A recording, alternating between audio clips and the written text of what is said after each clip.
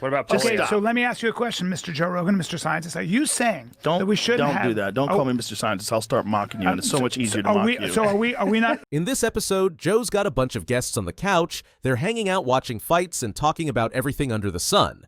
But of course, Bryan can't help himself. He keeps poking at Joe about vaccines, throwing little jabs like he always does.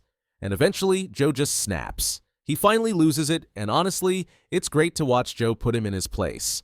So you don't believe in vaccines? You don't think we should have vaccines? It's not that I don't believe in vaccines. What are you saying? It's I don't think you should give a kid a Hep B vaccine when they're a baby. Different subject. I don't know. MMA vaccine is absolutely connected to a host of serious, debilitating fucking problems that kids have gotten from them. And Joe's not wrong here. Like Hep B for a newborn, the kid's biggest concern is figuring out how to hold their own head up, not sharing needles in an alley.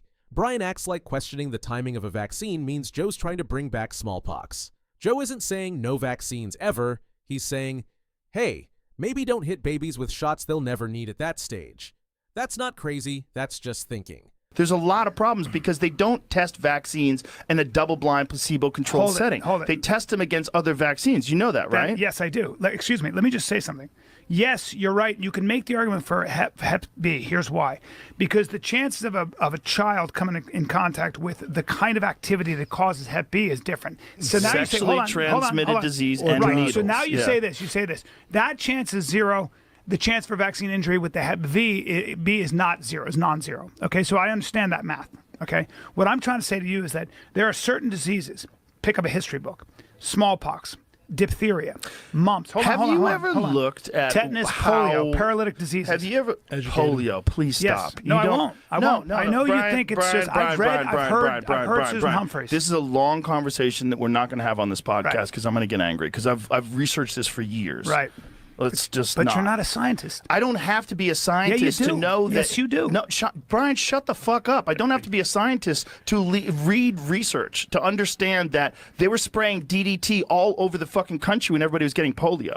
Do you know that? Yes, you know I do. the first Yes, instances of polio? Joe mentions polio history.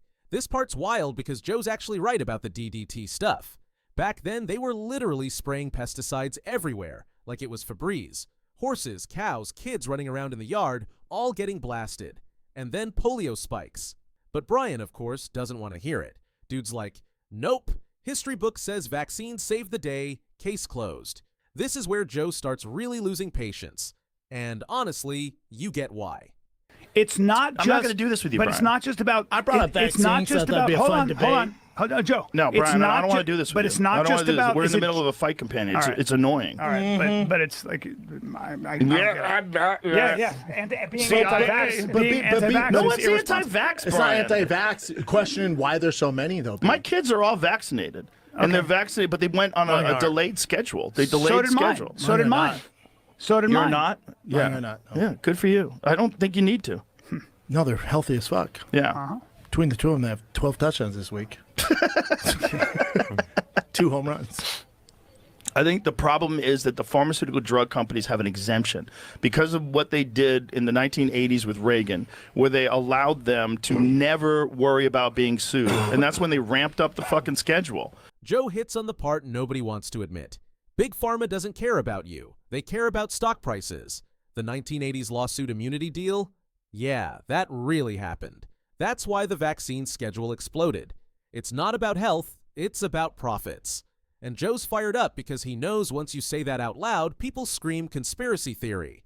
And that's also the correlation. When you look at all the fucking host of all sorts of diseases and issues just that look start at happening with autism. kids. It's through autism the fucking is just roof. one. There's a lot of other autoimmune issues. There's a lot of like serious problems. I think there are 3 things that have pushed us beyond our biology, and the reason we don't have a lot of children dying: nutrition, sanitation, and vaccines.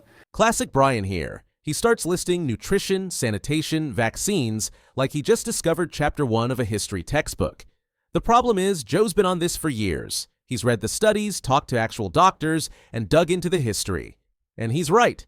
A lot of those diseases were already dropping off before vaccines were rolled out. Clean water, plumbing, food that wasn't sitting in rat-infested warehouses, that did more than any needle. But Bryan doesn't want to hear that. He just keeps repeating the same old lines.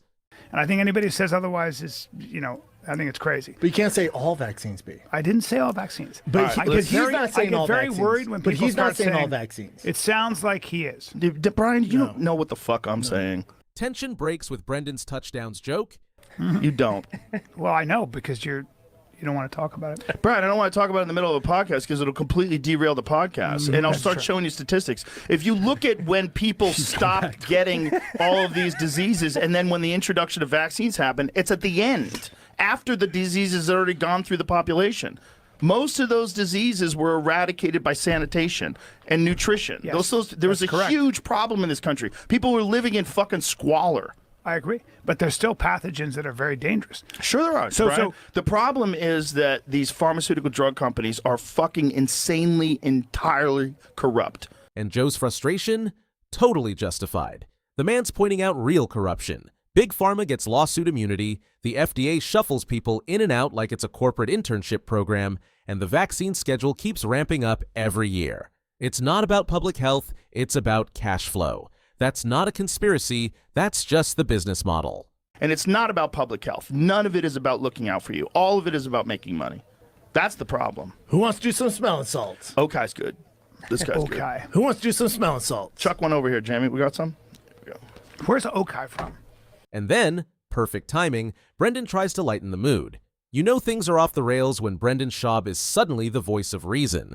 Like when the guy usually getting roasted is the calm one in the room, you know Brian's done pushed it too far. From your mother's pussy. Hey, that's out of line.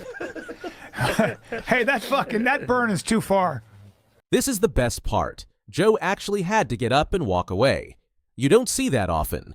Brian's over there poking him like an annoying little brother, and Joe finally just says, "I'm out." And honestly, Brian kind of needed that reality check. It's Joe's podcast, Joe's audience, and Joe's the one still relevant. If you want to see more breakdowns like this, make sure to subscribe to the channel and let us know in the comments whose side you were on.